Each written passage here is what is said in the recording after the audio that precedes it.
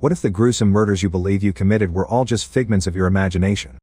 Patrick, an investment banker in the concrete jungle of New York City, finds himself at a swanky dinner with his work buddies. As the night progresses, they transition to a trendy club, where Patrick confidently orders a drink at the bar. But wait, things take a dark turn as Patrick suddenly starts spewing hormone-fueled insults at the bartender, even going so far as to threaten to stab her. The pounding music is so loud that the bartender remains blissfully unaware of Patrick's menacing remarks. Patrick starts his morning with a full-blown workout and a beauty regimen that would make any dermatologist proud. He takes his time with his face mask, savoring the moment when he removes it, revealing his true face. Then it's off to the office, where his trusty secretary fills him in on the day's agenda. Patrick greets his secretary with a compliment on her skills and dedication, but can't resist offering some fashion advice. He suggests that she would look stunning in a nice skirt and heels to enhance her natural beauty. With the secretary off to carry out her tasks, Patrick reclines in his office and indulges in some TV time. As the day comes to a close, Patrick heads out with his fiancée to enjoy a lovely meal at a nearby restaurant. Patrick's fiancée is eager to have a serious talk about their future together, but Patrick is lost in his own world, jamming out to his headphones. After a while, he finally tunes into the conversation, only to explain that he's swamped with work and can't even think about getting married right now. Later on at the restaurant, the couple meets up with some friends. Unfortunately, Patrick's fiancée finds herself sitting next to the very person she's been having an affair with, Patrick's friend. The sun was up, and Patrick embarked on a laundry mission with his bedding dripping with crimson red patches. The laundry owners were unamused by the sight, and a verbal altercation ensued. Just when things were about to get out of hand, an alley came to Patrick's rescue. Taking note of the stained sheets, the concerned friend probed Patrick, demanding an explanation. However, Patrick quickly resorted to a tale, claiming that the blotches were nothing but remnants of his favorite cranberry juice. So with a sense of urgency, Patrick departs in haste, scurrying back home to dial Courtney's number. Unfortunately, Courtney's response was a polite decline, but in the background, some adult entertainment on the TV distracted him. After some coaxing, Patrick manages to change Courtney's mind with his silver tongue, dishing out a fib about having snagged a table at the city's most sought-after eatery, Dorsia. As dusk descends, Patrick and Courtney rendezvous for their evening together. The cab ride with Courtney was quite a snoozefest, thanks to her concoction of antidepressants. She dozed off mid-conversation and eventually woke up in a restaurant, courtesy of Patrick's tall tale about their location. When her dazed and confused state, Courtney swallowed the lie hook, line and sinker. So the morning after, Louis expressed gratitude to Patrick for looking after Courtney the famous night. Louis admires Patrick's dapper suit, but when he reaches out to touch the fabric, Patrick's reflexes kick in and he swats Louis' hand away. Just then another colleague, Paul, shows up, confusing Patrick for Marcus. Never one to miss a beat, Patrick decides to play along and becomes Marcus for the day. As more co-workers join in, the room turns into a business card bonanza, with everyone comparing cards like they were Pokemon. As soon as Paul flashes his card, Patrick's face twists into a knot of envy and frustration. But with the grace of a swan, he manages to conceal his vexation. Later that evening, Patrick ventures into a dimly lit alley in the city, where he stumbles upon a destitute man. Though Patrick belittles the man with a stream of insults, he eventually offers him a helping hand. However, much to Patrick's dismay, the man rejects his generous offer and decides to take matters into his own hands. In a fit of rage, he brandishes a knife and plunges it into the poor man. Not content with this gruesome act, Patrick proceeds to kick the man's dog a few more times before making his exit. The next day, Patrick decides to hit the spot to unwind before his upcoming Christmas celebration with his better half.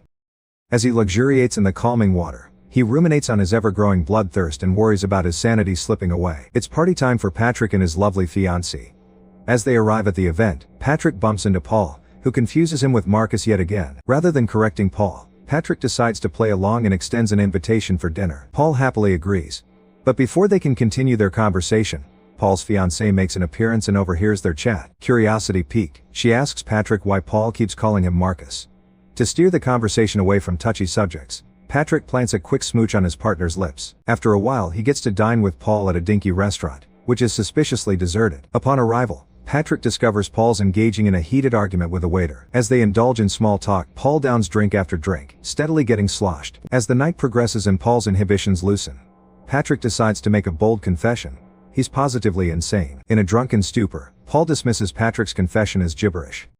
Later they both head over to Patrick's pad, which to Paul's surprise, is chock full of newspapers. While Paul happily continues his liquid journey on the sofa, Patrick puts on some tunes. Patrick slips into a plastic raincoat as he heads towards his bedroom. Patrick twirls his way back to the living room, axe in hand, as Paul poses the age-old question. Why are there newspapers covering every square inch of their new apartment? More pressingly, Why the heck Patrick wearing a raincoat indoors? So the room echoes with Patrick's rage-filled screams as he continues to hack away at the lifeless corpse before him. After Patrick's rampage comes to an end, he takes a deep breath and relaxes. He tosses aside the raincoat and lights up a cigar to unwind. Then he heads out with Paul's lifeless body in tow, stuffed into a handy bag. As he flags down a cab, he has an unexpected run-in with Louis and Paul, but he quickly brushes them off and shoves the bag into the trunk. From there he makes a beeline to Paul's pad, where he uses the keys he swiped to gain entry. Patrick springs into action and begins packing a suitcase with some of Paul's duds. To throw anyone off the scent of Paul's disappearance, he hops on the answering machine and leaves a message, pretending to be Paul himself. He blabs about heading off to London for a bit, which should buy him some time. Once that's out of the way, he disposes of the all seems well. However, the next day at work, Patrick's secretary bursts in with a doozy of an announcement. A detective wants to have a word about Paul's whereabouts. The detective strolls in while Patrick tries to play it cool, faking a phone call. Eventually he hangs up and turns his attention to the detective's questions. The detective grills him about Paul's disappearance, but Patrick plays dumb, insisting he has no idea what happened to him. Feeling a bit more at ease, Patrick probes the detective for any updates, and to his surprise, the detective shares that Paul has supposedly been spotted across the pond in London. However, the detective quickly adds that the lead turned out to be a dead end. Patrick breathes a small sigh of relief but still feels uneasy about the whole ordeal.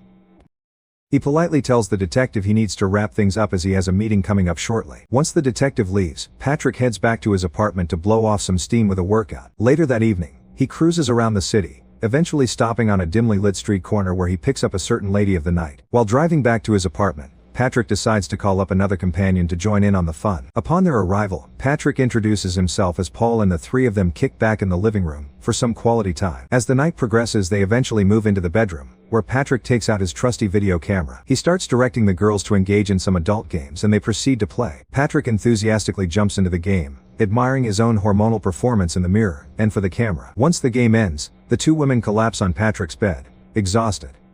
However, Patrick is not done yet. He gets up, opens a drawer filled with an assortment of torture tools, and the women wake up and beg to leave. Unfortunately for them, Patrick has other plans.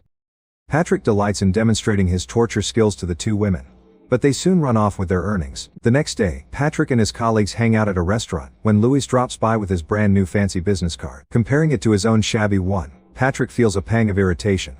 As soon as Louis enters the restroom, Patrick follows suit. While Louis is busy with his personal business, Patrick creeps up behind him and starts choking him. However, Louis misunderstands this as a weird form of flirting. Patrick is taken aback and disgusted by Louis' revelation. In a state of panic, Patrick bolts out of the restaurant and rushes to wash his hands. He can't bear the thought of Louis' misunderstanding. The next day, the detective pays a visit to Patrick at his office, and the topic of conversation turns once again to Paul's disappearance. The detective probes, "Where were you on the night Paul went missing?" Patrick coolly responds that he was out on a date. The detective confronted Patrick with some unsettling news that his alibi didn't quite align with what he had heard. Patrick immediately acknowledged his lapse in recollection and extended an invitation for the detective to join him for lunch at a more convenient time. Later in the day, Patrick met with Courtney and spent some quality time together. As the night progressed, Patrick and his colleagues decided to hit the club to unwind and have some fun. Sitting at the table with three models, Patrick strikes up a conversation with one of them. As they talk, Patrick mentions that he deals with murders and executions. Unfortunately, the model mishears him and thinks he's in mergers and acquisitions. Despite the misunderstanding, they end up going home together. However, things take a dark turn, and Patrick ends up murdering her as well. In a classic Patrick move, he asks his secretary out on a date, and to his delight, she agrees. Patrick, eager to impress her, tries to make a reservation at the fancy restaurant Dorst, but is promptly rejected. However, he lies to his secretary and claims that he was able to secure a reservation to appear more sophisticated. He invites her over to his apartment before their dinner reservation. As they chat, Patrick reaches for a roll of duct tape but ends up grabbing a nail gun from the closet. He stands behind the secretary and aims the gun at her head. Just as he is about to pull the trigger, his fiancée's message plays on the answering machine, interrupting him. As they were chatting, the secretary suddenly remembered that Patrick was already engaged to someone else and to someone else and decided to leave. The next day, Patrick meets with the detective for lunch, and they discuss the investigation into Paul's disappearance. The detective informs Patrick that Paul had dined with Marcus, the same person Patrick had posed. At first, Patrick feels anxious, but he calms down as the detective assures him that he is no longer considered a suspect in the case. Well, that evening, Patrick tries to convince the prostitute from earlier to come back with him. Despite her initial hesitance, she eventually agrees after Patrick promises things will be different this time. But Patrick brings her back to his place, where he also finds another woman. Later, he brings both women to Paul's apartment, slipping drugs into their drinks to make them more pliable. After drinking wine, they all engage in a playful game of intimacy to explore their desires. As Patrick gets intimate with one woman, the prostitute tries to make a discreet exit. But in a sudden turn of events, Patrick ends up killing the other woman, leaving the prostitute horrified as she witnesses him covered in blood. As she tries to make a quick exit, she stumbles upon the gruesome sight of Patrick's other victims. In a panic, she tries to escape, but Patrick pursues her with a menacing chainsaw. Despite her efforts to flee, Patrick drops the chainsaw from above and puts an end to her life. After breaking up with his fiancée, Patrick stumbles upon a stray cat while withdrawing cash from an ATM. In a surreal moment, he imagines the ATM instructing him to feed the cat into the machine. He pulls out a gun and aims it at the cat, but a bystander intervenes and prevents him from harming the innocent animal. However, in a fit of rage, Patrick shoots the Good Samaritan instead. On an intense turn of events, Patrick finds himself in a police chase after shooting a passerby. During the pursuit, Patrick proves to be quite the problem solver, managing to blow up police cars, and even shoot some of the officers. After escaping the chase, he heads to his office, where he greets the doorman with a fatal gunshot. Not stopping there, Patrick also takes out the night shift janitor. However, his escape plan takes a detour when he realizes he needs to use a different entrance to exit the building. In this instance, Patrick remains composed and registers through the lobby. Once inside his office, he conceals himself but is on the verge of being spotted by a helicopter flying by. With limited options, Patrick succumbs and contacts his attorney. During the conversation, Patrick admits to murdering Paul and around 20 to 40 additional individuals, revealing that he has even consumed their brains or cooked some of their body parts. Patrick divulges the name of the restaurant, where he may be reachable the following day. The next day, Patrick makes his way to Paul's place.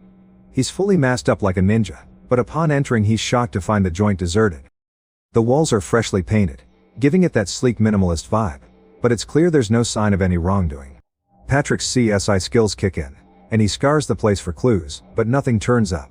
Just as he's about to lose his mind, a realtor walks in, hoping to close a deal. The two engage in a heated discussion, but the realtor finally drops the bombshell and orders Patrick to hit the road and never look back. Now Patrick's left scratching his head, wondering if he's been caught in the act. In a state of panic, he scurries over to a payphone and frantically rings up his secretary for assistance. But when she tries to get the scoop on what's wrong, Patrick flips out and starts hurling insults at her and tells her to leave him alone. Worried sick about Patrick's erratic conduct, his secretary decides to play detective and sneaks into his office to see what's up. She rifles through his drawers and stumbles upon Patrick's journal.